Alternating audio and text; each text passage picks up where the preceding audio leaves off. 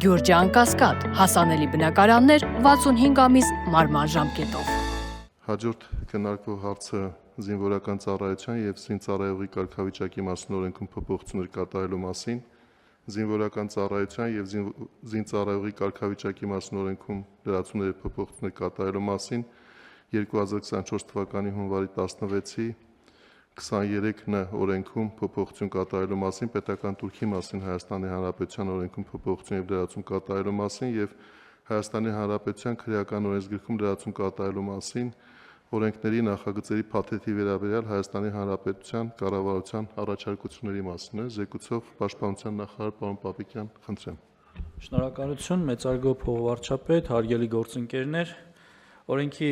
նախագծերի համաձայն առաջարկվում է սահմանել 24 ամսից պակաս ժամկետով պարտադիր զինվորական ծառայություն անցնելու հնարավորություն, 1 ամիս ժամկետով ծառայություն անցնելու դեպքում 20 միլիոն դրամ եւ 6 ամիս ժամկետով ծառայություն անցնելու դեպքում 15 միլիոն դրամ պետական բյուջե վճարելու պայմանով։ Պարտադիր զինվորական ծառայություն անցնելու սահմանային առավելագույն տարիքը 27-ի փոխարեն սահմանել 37 տարեկանը։ Մինչև 18 տարին լրանալը կամ զորակոչային տարիքում ՀՀ քաղաքացիություն ստացած եւ մինչև ՀՀ քաղաքացիություն ստանալն այլ պետությունում զինվորական ծառայություն չանցած կամ 1 տարուց պակաս ժամկետով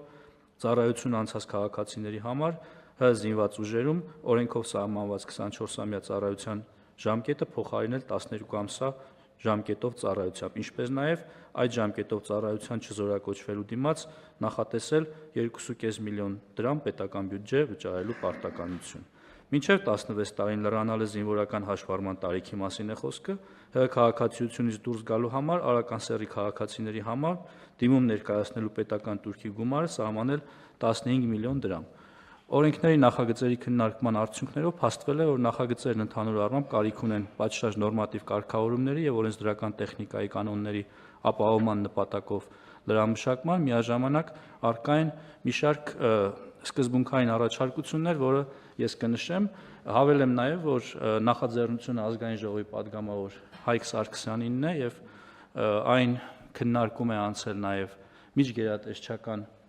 հարթակում, ինչպես նաև անցել է նաև նախարարական կոմիտեով եւ ըստ այդմ ձևակերպվել է հետեւյալ առաջարկությունները կրճատ ժամկետով ծառայությունը սահմանել 1 ամսվա դեպքում 24 միլիոն դրամ եւ 4 ամսվա դեպքում 18 միլիոն դրամ։ Յուրաքանչյուր զորակոչի հայտարարման մասին կառավարության որոշման մեջ սահմանել տվյալ զորակոչին համապատասխան կրճատ ժամկետով ծառայություն անցնելու դիմումների առավելագույն քանակը եւ դիմումների ներկայացման կարգը։ Պարտադիր զինվորական ծառայություն անցնելու առավելագույն սահմանային տարիքը նախատեսել 32 տարեկանը,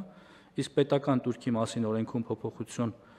փոփոխության փոխարեն պաշտպանության մասին օրենքում նախատեսել մինչև 16 տարին լրանալ նարական սեռի քաղաքացիների կողմից օրենքի ուժով Հայաստանի Հանրապետության նկատմամբ 15 միլիոն դրամ գումարի չափով հանրային իրավական դրամական պարտավորություն, որը դադարում է արական սեռի քաղաքացուն զինվորական հաշմարման վերցնելու փաստի ուժով կամ հօգուտ պետական բյուջեի վճարմամբ ՀՀ քաղաքացիությունից դուրս գալու դեպքում։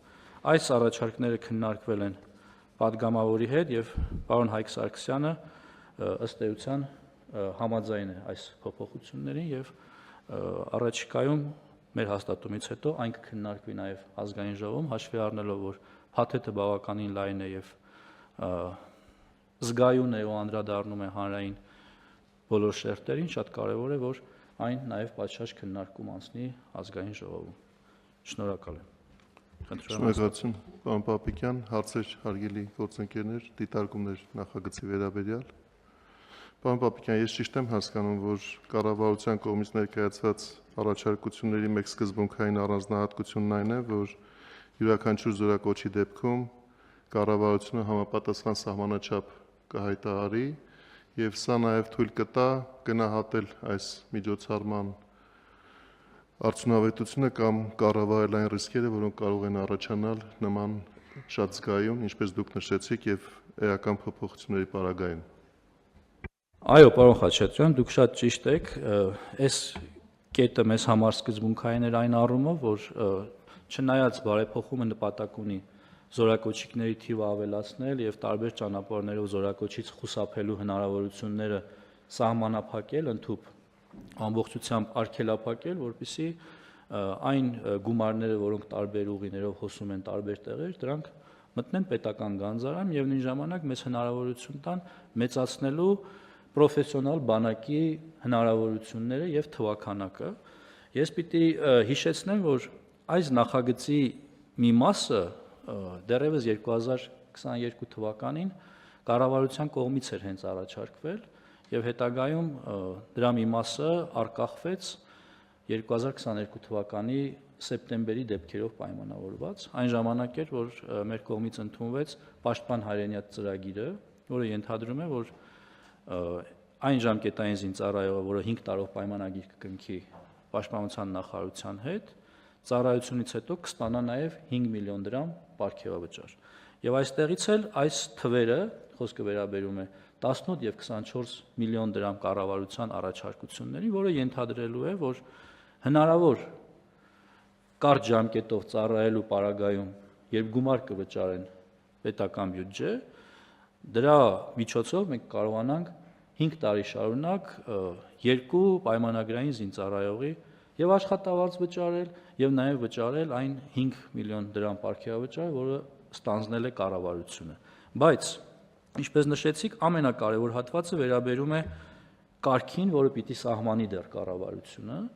եւ յուրաքանչյուր զորակոչից առաջ կառավարությունը պիտի սահմանի թվաքանակը, թե ինչ թվով երիտասարդներ կարող են օգտվել այս հնարավորությունից։ Բնականաբար, եթե չունենանք նման հնարավորություն, կառավարությունը այդ զորակոչին նման որոշում չի ընդունի։ Այսինքն, մեր այս առաջարկությամբ բոլոր հնարավոր ռիսկերը ու շրջանառվող մտահոգությունները ամբողջությամբ փարատվում են եւ կառավարելի են Պաշտպանության նախարարության կողմից։ Ես միայն կցանկանամ լրացնել այն, որ նաև վերջին տարիների ընթացքում Պաշտպանության նախարարության եւ առողջապահության նախարարության կողմից մեծածավալ աշխատանքներ են տարվել այն ուղղությամբ, որ ինչպես դուք նշեցիք, այլևայլ եղանակներով զինվորական ծառայությունից խուսափելու հնարավորությունները կանխվեն, հստակեցվեն այն կարգավորումները, որոնք տալիս են այդպիսի տարկետման իրավունքներ եւ այս բոլոր միջոցառումները մեկ ամբողջության մեջ դիտարկելու արդյունքում է, որ մենք պետք է գանք այն վստահության, որ կարգավորումները գտնվում են ամբողջովին իրավական հարթության մեջ եւ այն հնարավորությունները, որոնք կարող են սահմանվել արտոնություններ կամ բացառություններ սահմանելու համար, նույնպես կառավարելի են լինելու ձեր կողմից նշված ձևաչափերով։ Պարոն Հովհաննիսյան, խնդրեմ։ Շնորհակալություն, ես մի հարց ունեմ, պարոն Պապիկյան, դուք նշեցիք, որ կառավարությունը կսահմանի ամեն զորակոչի համար առավելագույն թվաքանակը, իսկ այդ գումարների չափը գուցե նույնպես նպատակահարմար լինի ամեն զորակոչի համար կամ որովհետև օրենքով սահմանելու դեպքում դրանց փոփոխությունները ավելի դժվար կլինի իրականացնել հետագայում, գուցե իմաստ ունի ինչ-որ չափով ճկունություն նաև հաղորդել եւ այդ վճարվող գումարի չափը կառավարության հաստատման տիրույթ փոխանցել կամ ինչ-որ մի չափով, որովհետև կարող է նաև ավելացվել, այսինքն կարիք լինի, որ ասվի, որ հիմա այն չափը, որը կար օրենքում սահմանված էր, դա քիչ է, պետք է ավելացվի կամ այսպիսի կարգավորումներ իրականացվի կառավարության կողմից։ Շնորհակալ եմ, ամեն դեպքում հեղինակը մենք չենք, կառավարությունը ուղղակի իր շտկումներն է առաջարկում եւ падգամավորը այս կերպ է նպատակահարմար համարել երկու կետի ավելացումը, որոնք մենք համարել ենք սկզբունքային, երկար քննարկումների արդյունքում падգամավորի կողմից ընդունելի է եղել։ Ես գուցե համաձայնեմ 1 տարի հետո, երբ պատկերը տեսանելի լինի, այս բանին ես առաջարկում եմ հավանություն տանք օրենքի նախագիծը մտնի կյանք, այնուհետև կտեսնենք ինչ բացեր կան, ինչ լրացումներ կան, կդիմենք խորհրդարանին օրենքի մեջ փոփոխություններ կատարելու նոր առաջարկություններով։ Պարոն Միրզոյան։ Ես ճիշտ եմ հասկանում, որ մենք սահմանում ենք 3 ժամկետ ծառայության համար պարտադիր, 24 ամիս, 4 ամիս եւ 1 ամիս, Եվ եթե այո, նաև ուզում եի հասկանալ ինչի հենց 1 ամիս եւ 4 ամիս, ոչ թե 6 ամիս եւ 12 ամիս օրինակ։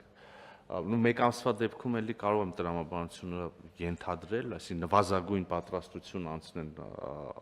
զորակոչիկները, հետո այդ հնարավորությունից օգտվեն, բայց 4-ը չգիտեմ, խնդրի ես բարձրաբանել։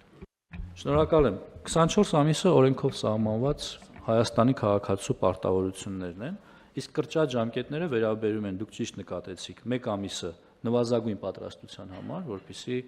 քաղաքացին տիրապետի օգտվել զենքից եւ տարական զինվորական կանոններ, որովհետեւ այս երիտասարդները, ովքեր այդ հնարավորությունը կստանան, միևնույնն է գրանցվելու են պահեստազորում, ի տարբերություն զարտուղի ճանապարհով ազատվող այլ քաղաքացիների, որովհետեւ այսօր ինչ է տեղի ունենում։ Մեր համերկրացիները մեզնից դժգոհում են, ասում են վարժական հավաքներին, օրինակի համար մեր նախկին գյուղապետի, այսինչ եւ այլն, կամ մեր համայնքի ամենահարուստ մարդու երեխեքը չեն գնում վարժական հավաքների, դուք հատուկ նրանց չեք տանում, բայց իրականությունը կայանում է նրանում, որ այդ մարդիկ ուղղակի չեն ծառայել բանակում եւ հաշվառված չեն պահեստազորում եւ չեն կարող վարժական հավաքի հրավիրվել։ Այսինքն այս մեխանիզմը նաեւ թույլ է տալու, որպեսզի ավելի շատ թվով Հայաստանի քաղաքացիներ տիրապետեն զենքին եւ նաեւ ըստ անհրաժեշտության համալրեն պահեստազորը։ 4 ամիսը դա ուսումնական զորամասի չափականակն է, որտեղ պիտի անցնեն ուսումնական process, այսինքն ովքեր կօգտվեն այս ծրագրից, ուսումնական զորամասից զատ այլտեղ ծառայություն չեն իրականացնելու։ Սրանում է այս թվերի սահմանման պատճառը։ Պարոն Միրզոյան, Իսկ 32 տարեկանը ինչով է պայմանավորված։ Պատգամավորը առաջարկել էր, որ թիվը սահմանենք 37, ըստ էության մեր միակ նրա հետ տարբերությունը մտքերի կայանում էր նրանում, որ սա պետք է անել աշճանական, որովհետև այս սահմանումն էլ իր հերթին նշանակում է, որ սա կազդի այն մարդկանց վրա, ում 18-ը նոր է լրանալու, այսինքն արդեն 19, 20, 27, 32 տարեկան քաղաքացիների վրա սա չի ազդելու։ Այսինքն զորակոչային տարիք մուտք գործողների վրա կազդի մինչև 32 տարին, դա էլ նրա համար է, որպեսզի ուսումնական հաստատությունների միջոցով կեղծ գիտնականներ չունենանք, ովքեր 27 տարին լրանալուն պես ազատվեն զինվորական ծառայությունից, այլ ունենան պարտականություններ եւ օգտվեն մեր ծրագրերից միայն իրական գիտնականներ, օրինակ։ Պարոն Միրզոյան, Այսինքն մարդիկ նախկինում սահմանված 27-ի շեմն ենք դարձնում 32 եւ մարդիկ զինապարտեն մինչեւ 32 տարեկան, ոչ թե պայմանագրային ծառայության վերջ, որտեղ այնտեղ էլ շեմ ունենք, չէ՞։ Այո, խոսքը վերաբերում է 27-ը 32 դարձնելուն, այսինքն շեմը տարիքային զինապարտների փոխվում է, իսկ ինչ վերաբերում է ձեր նշած հատվածին, մարդիկ ներողություն զինապարտ են մինչև 50 տարեկանը։ Մեզ մոտ այս շտկումը վաղուց է արված, նախորդ կառավարության նիստին սա հնչել է, իհարկե վարչապետի հանձնարարությամբ մենք կաշխատենք նաև այս հարցում որոշակի լավարկումներ կատարելու, դա վերաբերել է ներքին գործերին։ Մեր մասով այս խնդիրը հիմնականում լուծված է, բայց որոշակի լավարկումներ կանենք։ Պարոն Միրզոյան, Իսկ ո՞նց ենք ապահովելու, որ այդ ճանապարհով պետբյուջե մուտք արված գումարները ուղղվեն պայմանագրային զինծառայողների թվի ավելացմանը եւ նրանց աշխատավարձերին, որովհետեւ եթե մենք չերաշխավորենք, որ այդ գումարը գնում է դրան, սոցիալական արդարության հետ կապված բազմաթիվ հարցեր կառաջանան։ Իսկ հիմա պատասխանը ակնհայտ է, դա արվում է էլի բանակի համար եւ էլի զինծառայողներ են ապահովում։ Դա ըստ էության երաշխավորված է, երբ նշում են պետական բյուջե, ես չեմ տարանջատում պաշտպանության նախարարության բյուջեն ընդհանուր բյուջեից, այո, մուտքերը կապահովեն եւ կծառայեն պաշտպանության նախարարության համար։ Տիկին Անդրեասյան, Շնորհակալություն, ես կուզեի անդրադառնալ տարիքային շեմին, որովհետեւ այս հարցը քննարկվելիս, ինչպես պարոն Պապիկյանը նշեց, մենք հաշվի ենք առել նաեւ մեր ընթացիկ ծրագրերը եւ կհիշեք որոշ ժամանակ առաջ կառավարության նիստում քննարկում էինք արտերկրի հեղինակավոր բուհերում կրթություն ստանալու հետ կապված հնարավորությունների ընդլայնումը եւ առանձին քննարկման հարց դարձավ հետո արդեն այս ուրեմն մեր կրթված երիտասարդների վերադարձի հարցը եւ նրանց ըստ էության այդ ներուժի օգտագործումը մեր հասարակության զարգացման եւ այստեղ աշխատելու տեսանկյունից մենք բավականին ուսումնասիրություններ ենք արել այս ուղղությամբ եւ մեզ էլ ակնհայտ է, որ այստեղ ուրեմն զինծառայության ուրեմն օրենսդրության մեջ փոփոխությունները կարող են էապես նպաստել, որպեսզի մենք վերադարձելիության տեսանկյունից եւ մարդկային այդ կապիտալը մեր հասարակությունում եւ մեր պետության համար օգտագործելու տեսանկյունից շատ ավելի բարենպաստ իրավիճակ ունենանք եւ այս տարիքային շեմի սահմանումը հնարավորություն է տալու նաեւ, որպեսզի այդ կրթությունը ստանալուց հետո մենք ունենանք որոշակի հանձնառություն այստեղ աշխատելու եւ այդ աշխատանքային տարիքը լինի այն տրամաբանության մեջ, որը որ ուրեմն այս զինծառայության վերին շեմն է եւ նաեւ սինխրոնացված են այդ իմաստով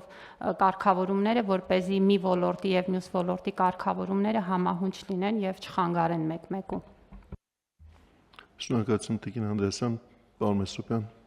Շնորհակալություն պարոն նախարար, կուզենայի իմանալ դիցուք զորահավաքի ժամանակ, երբ որ արդեն պետությունը կորոշի կամ նախարարությունը X քանակի մարդ կարող է օգտվել այդ տվյալ մեխանիզմով